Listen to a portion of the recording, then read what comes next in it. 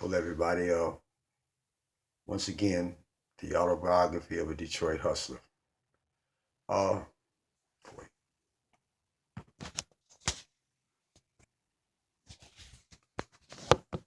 Hello, everybody. Once again, the autobiography of a Detroit hustler. These two chapters that I am going to submit today are actually going to be the last two chapters that I will put on YouTube. I'm anticipating the publication of a hard copy very soon, at which time I will erase these videos. These two chapters are also in tribute to the two mothers of my three daughters. The first chapter is called Stand Up Guy, Part 1. That's in tribute to Janice, who is the mother of my two oldest daughters, Marcella and Jamila. Janice died on my birthday, September 27th, while I was incarcerated in Jackson, Michigan. Part 2 of the Stand Up Guy would be dedicated to the mother of my youngest daughter, Ebony, to Sheila. This is the mother of my youngest daughter, Ebony, and who Ebony at this time doesn't consider me to be her father. Well, that's on her.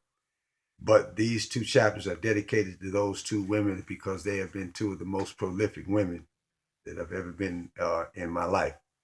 I love them both. God bless them both. So here we go. Janice, a stand-up guy, part 1. As we're all aware, there are cities in the United States that have the dubious reputation of utilizing the police force that certain citizens would be quick to claim are brutal and corrupt. Look at the recent developments in Ferguson, Missouri, New York City, and Inkster, Michigan as well. These incidents have taken place in 2014 and 2015, at a time when our conscious social values, one would think, had evolved to a point where even the mere accusation, true or false, uh, uh, would not and should not be possible. But nevertheless, that's not the case. But let us take a look back in time when these types of incidents and accusations were the normal, and for the greater majority of the time were actually true. And these were the realities that black folks faced across the nation back in those days on a daily basis. In the 40s, 50s, and 60s, it would not have been surprising to have read about or heard about these types of incidents, let's say in the South, and even in the 60s in California. That was where the Black Panther Party first got organized in Oakland, California, as a result of the brutality of those people, those black folks in that northern city had become fed up with. This chapter is my feeble attempt at sharing my personal experience, as well as an educated view on a lesson in history. Bear with me as I take you down that road, and in the end, it will all make sense and hopefully open more than just a few eyes. Blacks in Detroit have historically displayed a very confident attitude on a sociological level. This stems from the fact that blacks in Detroit were really some of the most independent and progressive community of blacks in the nation.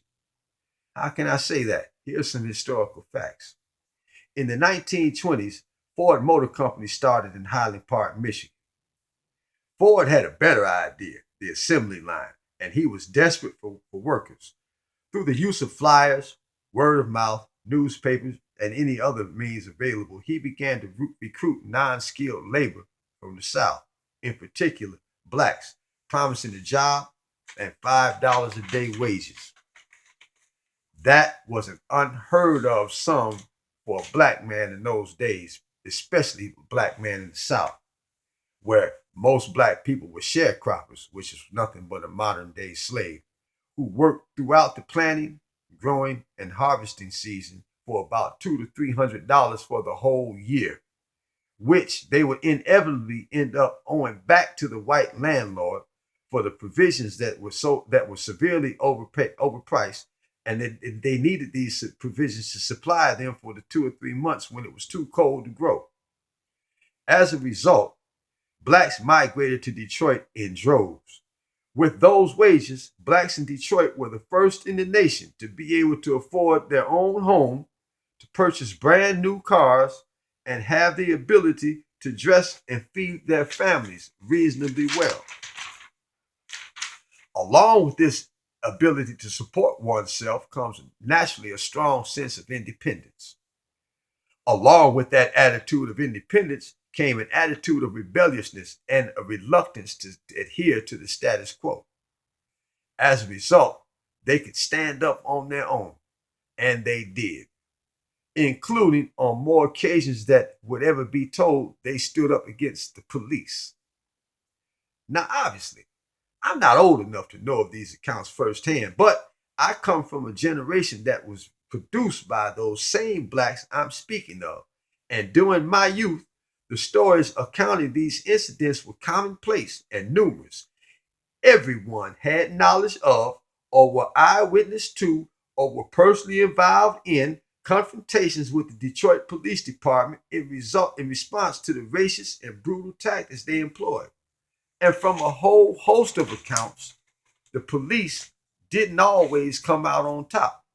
You see, you have to understand that the blacks that were migrating to Detroit from the South were understandably fed up with and angry with the treatment of blacks during and after slavery that really hadn't changed much, but and actually in some cases had gotten worse.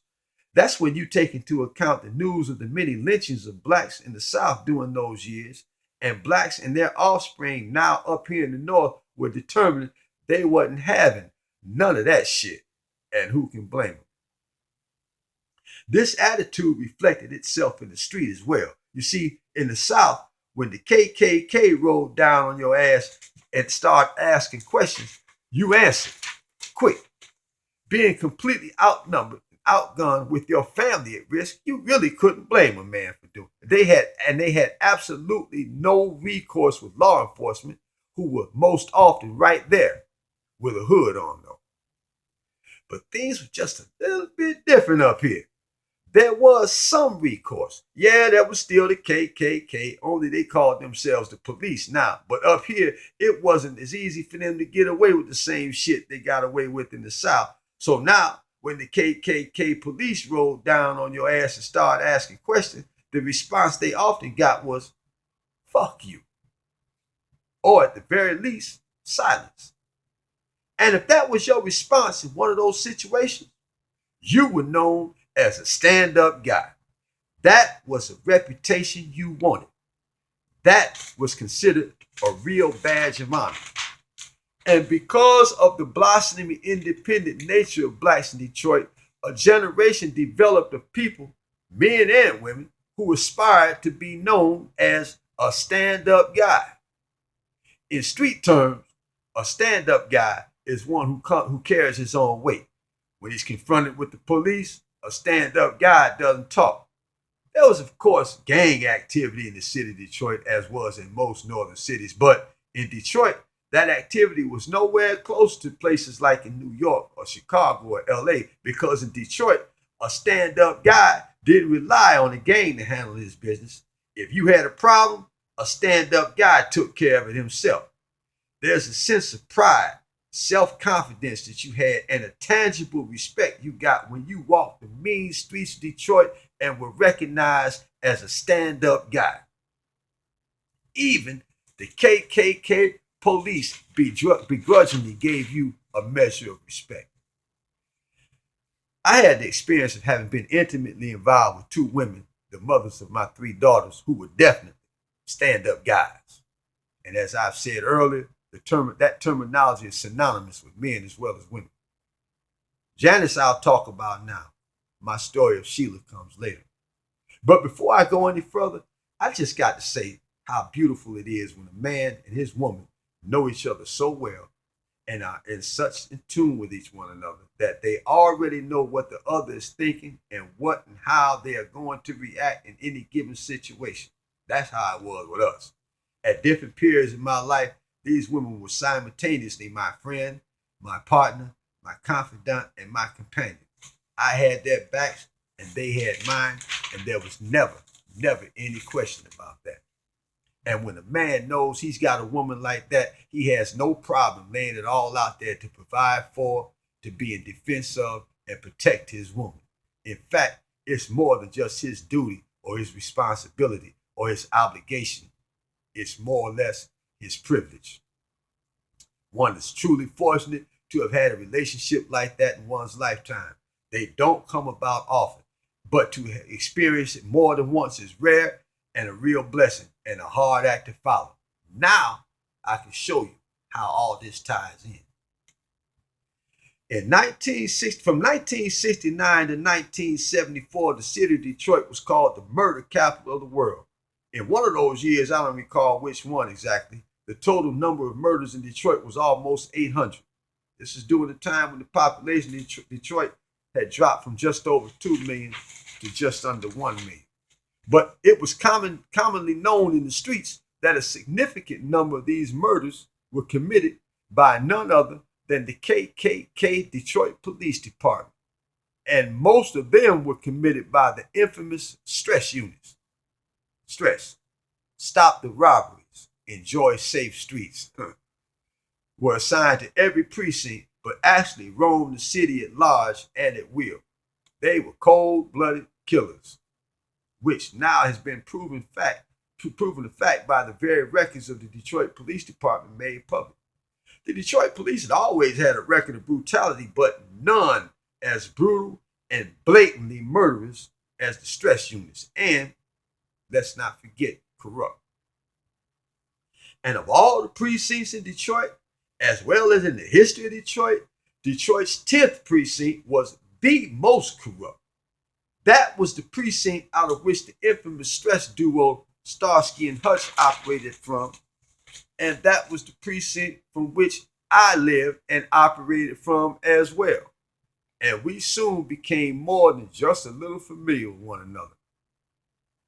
John Percy Boyd, Mark Bethune, and Haywood Brown were 3 cats I knew in the streets, and they were staunch practitioners of the stick-up game. And they were a trio you really didn't want to fuck with without good reason, because they were cold-blooded killers too. From all accounts of public record, they had just robbed a dope house on Detroit's North End, I believe. And during the getaway, they got flicked by a stress unit. They had guns. They had drugs, drug money, and more ominously, guns in the car. Extremely bad news when pulled over by a stress unit, as they and any other black man in the city of Detroit knew.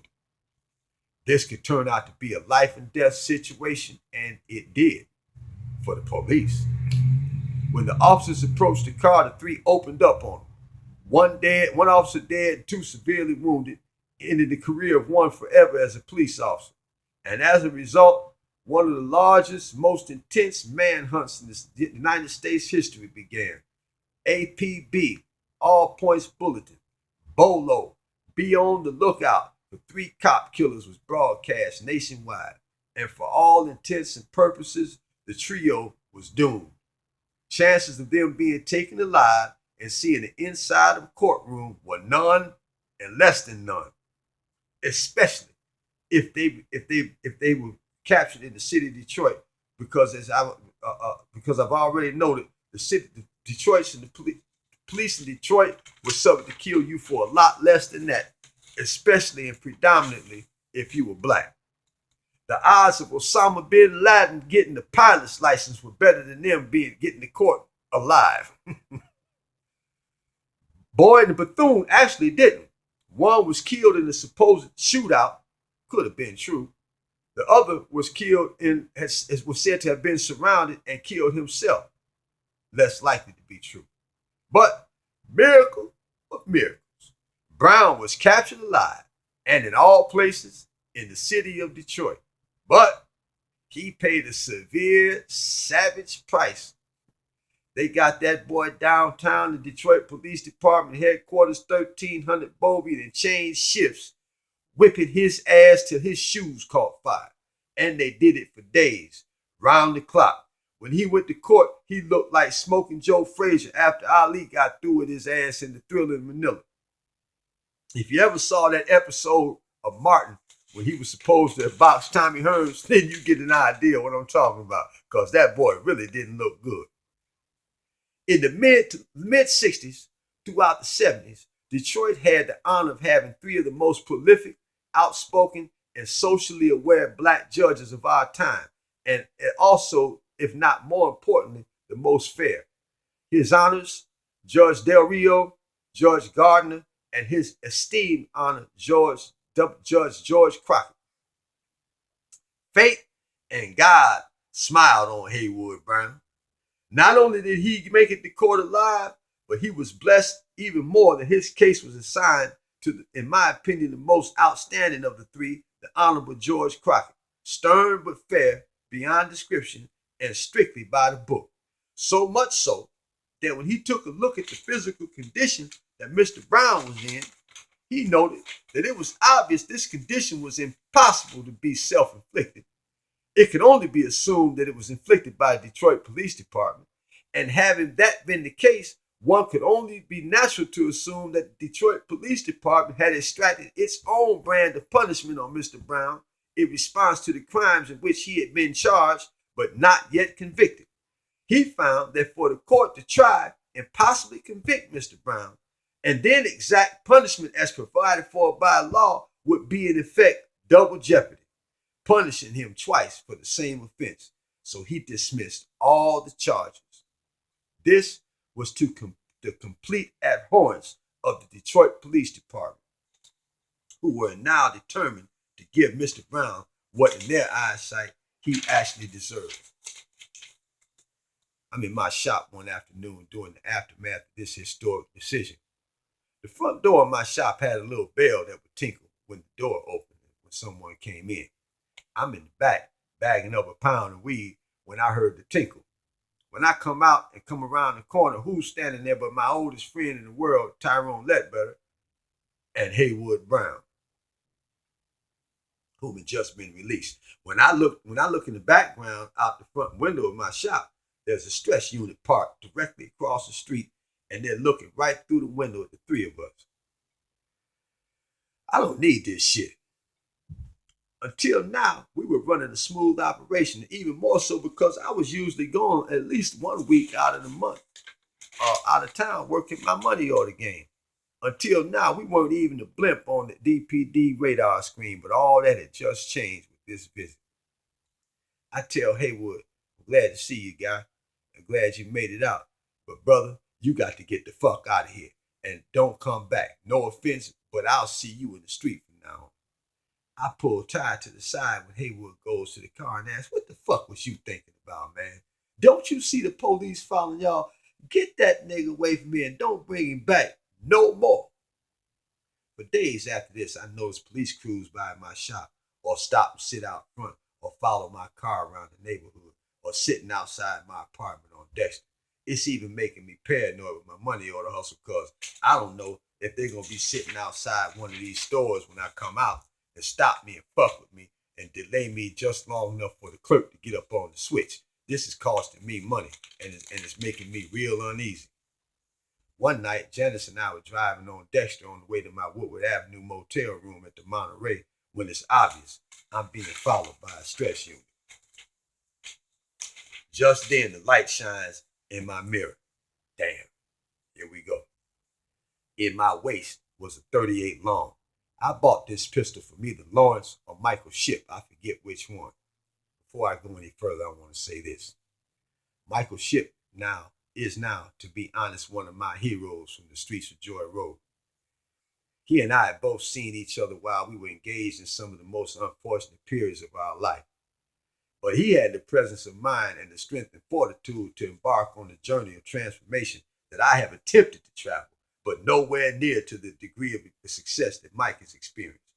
But I'm determined to keep trying and get it right, and I'll get what God has planned for me. And if I'm blessed to have to just some degree, the level of change that I've seen and continue to see in that man, I'll be satisfied. Because to tell you the truth, night and day ain't got shit on Mike. Now, back to the story. This pistol is one of the longest motherfucking 38s I've ever seen. I mean, this is a long motherfucker. When I realized I was going to be flicked, I handed the gun to Janice. She had one of them huge purses that the women used to carry back then in the 70s that was fashionable at the time. And it was already full of shit. as is the custom of women anyway. So I figured it's big enough and full of enough shit to conceal this big ass pistol. When I pull over just behind the gas station on Davidson, right off Dexter, I jump out of the car and approach the stress unit. Very dangerous tactic, but I want to protect my woman. I figured if I could divert the attention to me, they would be less likely to fuck with her. And as far as the law was concerned, they wasn't supposed to search a female anyway. A look of total surprise comes over their faces as they weren't expecting me to do no shit like that. And they jump out in a hurry, guns drawn. The look on their faces told me I was mere microsecond from being riddled with hollow points. I'm scared as a motherfucker because I know their reputation. But it's my job. I gotta do what I can to protect my woman and take care of my woman. Now let me tell you this too. 2 weeks prior to this, I was robbed by these very same officers at my shop. See, back in those days, it was commonplace for the police to rob drug dealers and hustlers on the street, especially in the 10th precinct. On that day, they had been following me around as usual. I pulled at the shop and got out of the car. They jumped out and rushed me before I could get in the shop and lock the door. I had a pound of weed on the desk in the back room that I was bagging up. And Arab was there at this time, and he had just made a sale to two guys, one of which had just hit the number for $2,500. They handcuffed all of us in different positions around the front area of the shop. When one of them went to the back room and found the weed and the blow that I didn't know was back there, because Arab was bagging too, they was pissed. One of them yelled out front, "Oh, who does this shit belong to?" I answered, "It's mine," because I thought they were talking about the weed. And it was mine. I'll take my weight, no problem. But they were talking about the weed and the heroin, which, as I said, I didn't know was back there. And now I've just assumed responsibility for both of them. See, back then the police would rob you, take the dope and the money, keep it, give you a number to call, and tell you from now on when you buy from us or go to jail or worse. And then they sell you the same dope they took from you or from somebody else. And there was some dirty motherfuckers. They take me to the back room, and now I see the heroin as well as the weed. But it's too late now. I mean, what am I going to do? Bitch out and say that ain't mine? If I do that, I might as well tell them whose it is, because they already know it can only be mine or Arab, so fuck it. I'm in the car now. I got to ride it out and see where it's going to take me. To make this story long and short, we're exchanging heated words, and Larry Nevers, who is the one they call Starsky, pulls and slaps me across the face with his .357 Magnum, breaking my jaw. They rob us and leave. So now, as I'm approaching the police car, as I said, they've drawn their guns and ordered me to stop, and of course I did. They slammed me on the back hood of my car, and start to search me. They pulled Janice out of the car and make her stand on the sidewalk. They're asking me questions. I'm answering, but my jaw is wide shut. They think I'm hiding something in my mouth. One of them tries to stick his fingers in my mouth, and I'm trying like hell to open my mouth wide enough to bite his whole motherfucking hand off, but the wires won't let me. Now they're searching my car. They just know I got something somewhere, because they know me. But they're mad as hell because they can't find it. While they search the car, one of them walks over and starts talking to Janice. Now, mind you, I'm 21 years old. Janice is 19. In all my days hustling before and after I went to prison, I never involved her in what I did. So consequently, she never had any extensive contact with the police, especially not with the gun in her purse. So now, naturally, she's getting nervous. I try again to divert attention from her back to me. I'm cussing and hollering and calling them names, pissing them off like a motherfucker. But this one cop is on his job. He's on his shit. He figured if they can't find whatever I might have in the car or on me, she must have it. He tells her to open her purse. From her reaction, he knows he just hit the jackpot. I know my ass just went out. He shines his flashlight into the purse and immediately looks at me with the expression that says, "At this moment, you just realize you fucked up. I've been home from my own in about 3 months, and I'm on parole. I can't stand the pistol case. But this motherfucker reaches in her purse and starts to pull this long motherfucker out, and it seems like it took 10 minutes to finally come all the way out of her purse. He pointed it at me, cocked it, and said, "You want to make a break for it? I'll give you a head start." I told him, "You want to make a break? Suck my dick, and I'll give you a head start to my zipper." Pow, boom, bam. And when I wake up, we're in the parking lot of the 10th precinct. Janice is sitting next to me in the back seat of the car crying.